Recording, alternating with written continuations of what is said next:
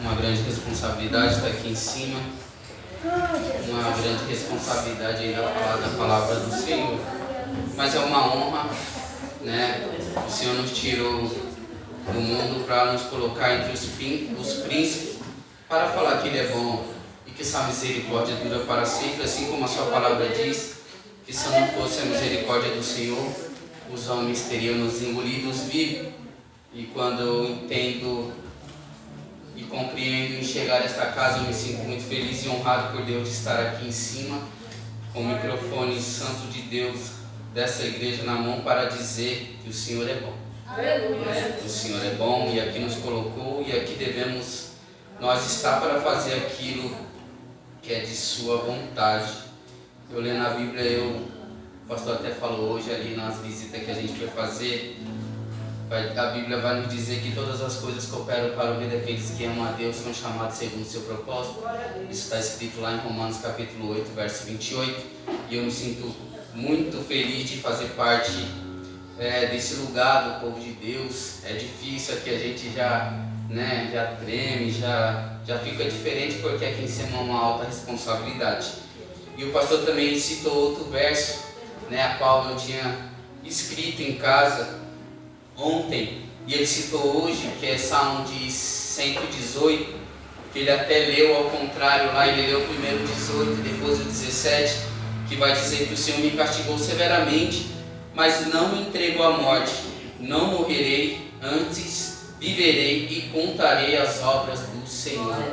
O Senhor é tão bom que nossa vida fora, nossa vida antes, fora daqui, alguém dizia que a gente não passaria de tanta idade, a gente não seria nada, mas essas palavras caíram por terra, porque a última palavra que vale é a do Senhor.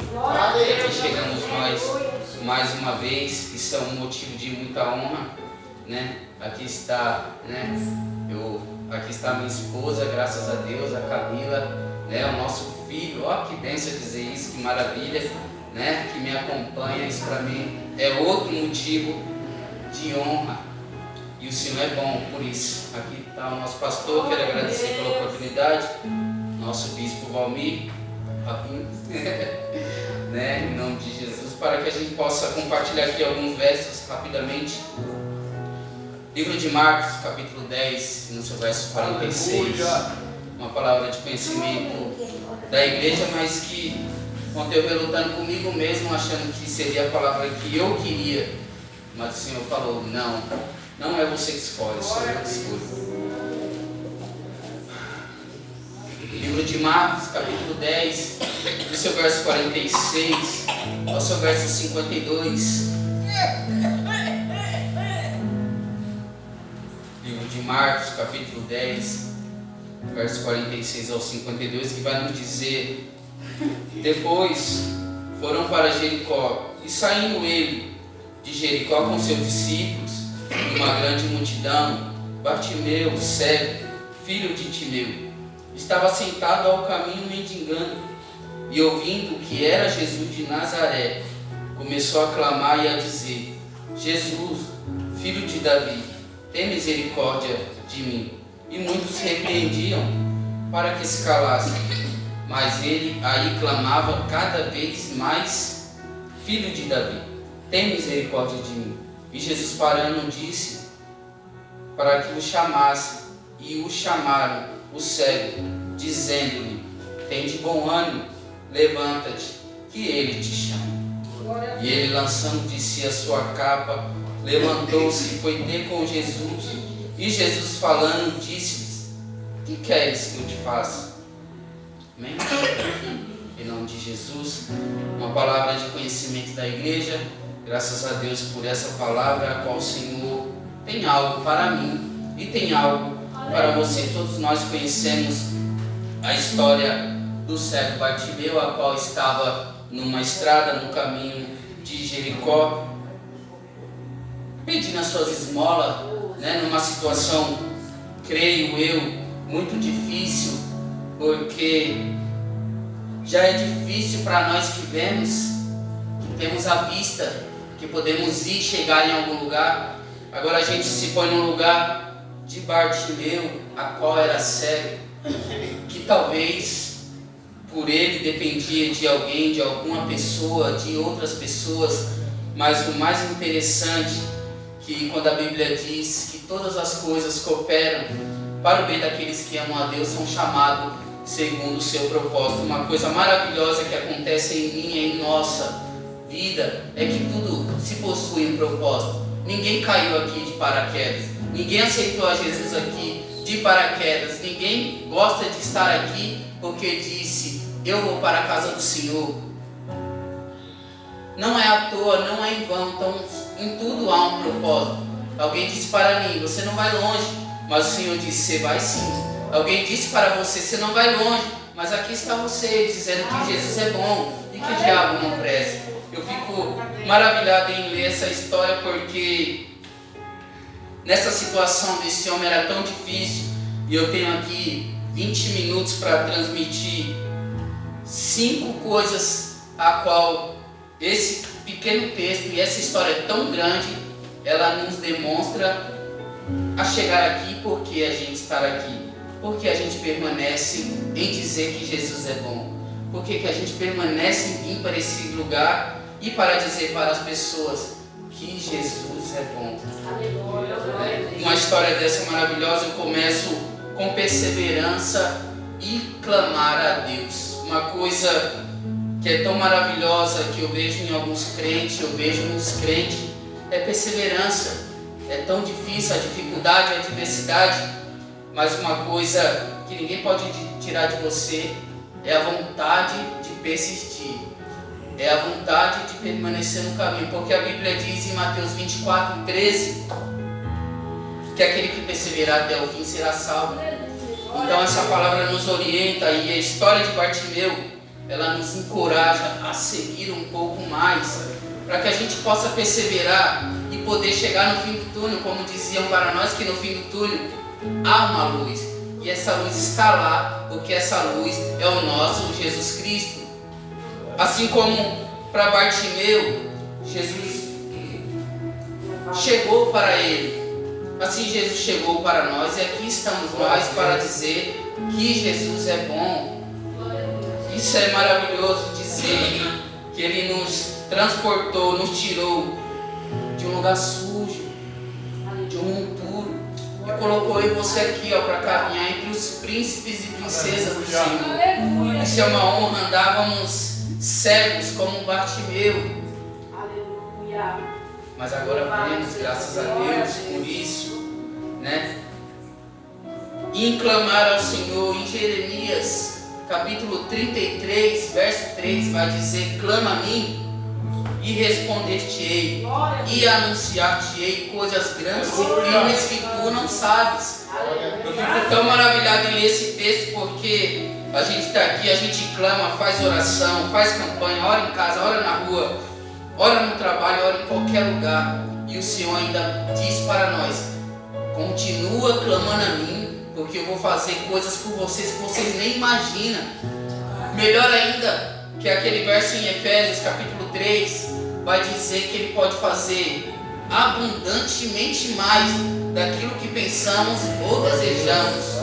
O Senhor, Ele pode fazer muito mais do que a gente imagina, ou deseja, ou pensa, ou quer, ou almeja.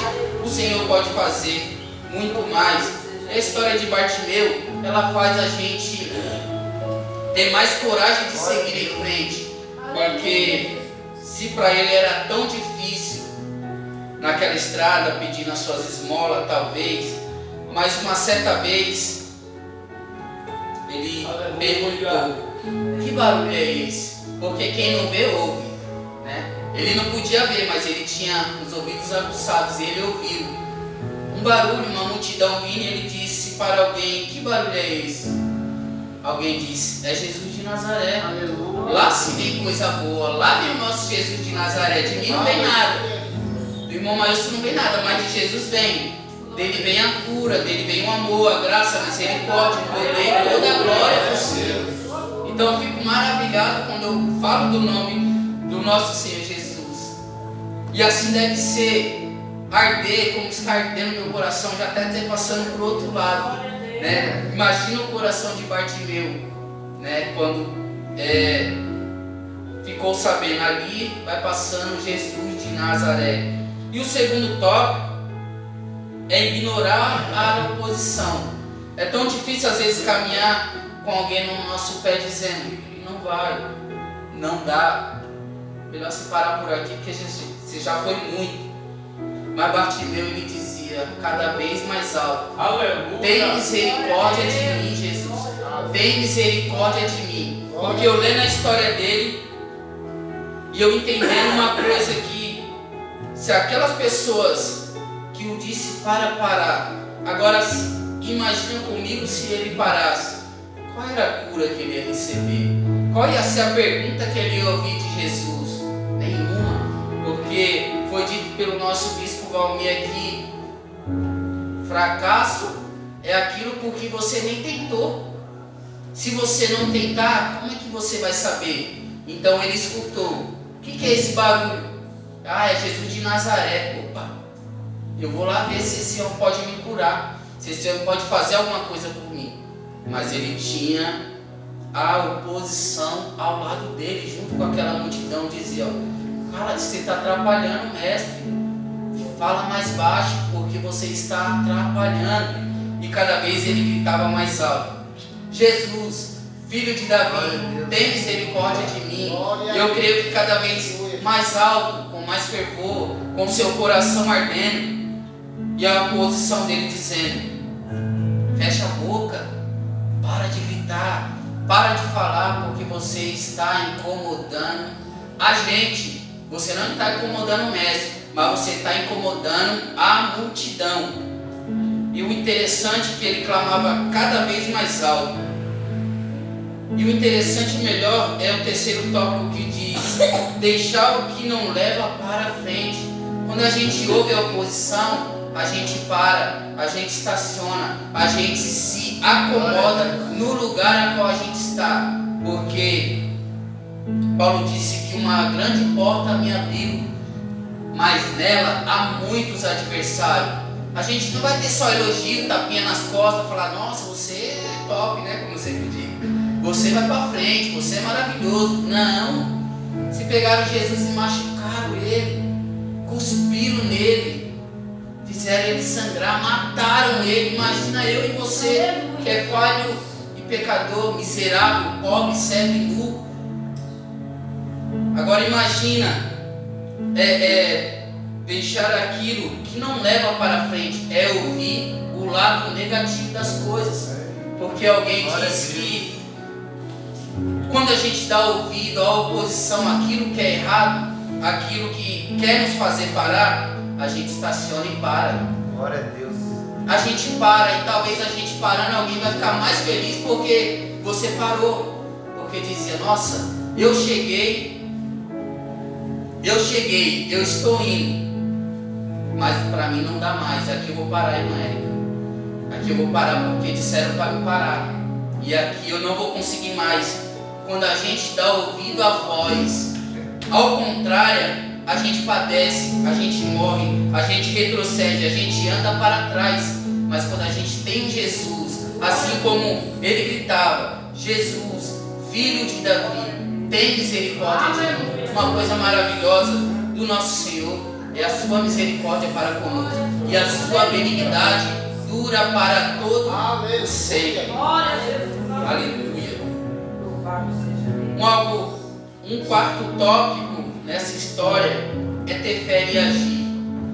Eu lendo a carta de Hebreus, capítulo 11, verso 6, vai estar escrito lá que sem fé é impossível agradar a Deus, pois é necessário que aquele que se aproxima de Deus creia que Ele é galardoador dos que os buscam.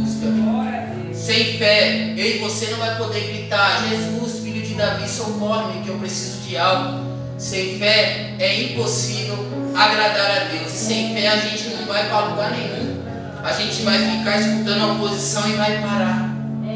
A gente vai escutar ou ao contrário e vai estacionar.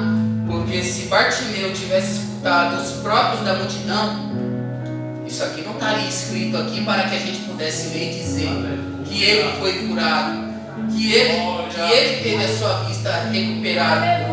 essa passagem não estaria escrita aqui se ele tivesse escutado mal. Dizer, fala mais baixo. Para aqui. Isso não estaria escrito para nós hoje estar lendo e ter uma fé numa palavra como essa e dizer: Jesus, filho de Davi, tem misericórdia de mim, socorre-me, resgata-me, dá visão, dá amor, misericórdia, paz que eu preciso e segurança. Isso é maravilhoso.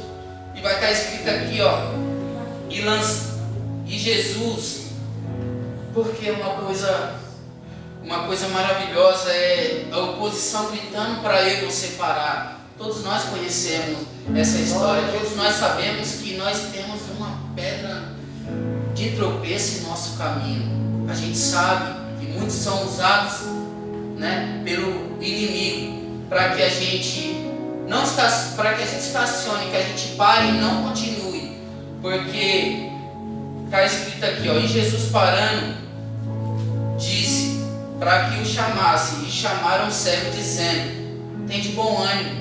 Agora a própria multidão dizendo para o cego que ele estava mandando se calar: tem de bom ânimo, ele te chama, o mestre te chama, levanta-te que ele te chama. Ele rapidamente se levantou. Agora imagina o salto que esse Bartimeu deu, sem poder ver ninguém, mas pela fé ele já estava enxergando Jesus. Pela fé ele já estava vendo o próprio Jesus dele. Então que você possa agir com fé. Peça com fé, porém sem duvidar, porque aquele que pede e duvida é como as ondas do mar, que é levado de um lado para o outro. Então tenha fé naquilo que você pede ao Senhor. Tenha fé, porque sem fé é impossível agradar a Deus. Aleluia. E lançando descia a sua capa, levantou-se e foi ter com Jesus. Pela fé ele abriu os olhos e foi ter com o mestre. O melhor de tudo é o quinto tópico que eu deixo aqui para a igreja, que é saber o que pedir a Deus.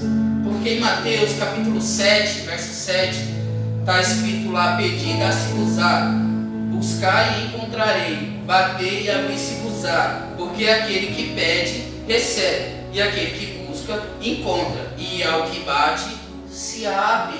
Então é uma palavra maravilhosa de encorajamento para nós. Vai pedir algo para o Senhor? Saiba pedir. Tenha convicção daquilo que você pede. Porque na pergunta de Jesus falando disse: o que queres que eu te faça? Olha a pergunta que Jesus fez para alguém que era cego. E se ele respondesse outra coisa, como é que ficaria? Mas Jesus tem o conhecimento, porque Ele é onipotente, Ele é onisciente, onipresente. Ele sabe de tudo, Ele vê tudo, Ele está em todos os lugares. E o melhor de tudo, que Jesus passando nesse lugar não foi em vão, porque aonde Jesus chega, alguma coisa acontece, um milagre acontece. Alguém que é coxo pula e anda, alguém que não tem a vista é aberto os olhos, e Jesus disse: que quer que eu te faça? E o cego lhe respondeu somente: mestre, que eu tenha vista. Então saiba pedir aquilo que você for pedir para o Senhor. Peça para você, peça para os outros, porque a Bíblia nos diz e nos orienta: consolai-vos uns aos outros com estas palavras. Eu disse para alguém esses dias que quando a gente pede, quando a gente está bem vestido, está cheirosinho, está com o cabelinho penteado, quando a gente está com uma conta boa, vivendo bem, a gente só olha para o nosso umbigo, a gente só quer saber se a gente está bem no nosso próximo. Imagina se Jesus fosse olhar só para ele. Quem ia ser curado? Aonde estaria eu e você? Nesse momento estaríamos cegos.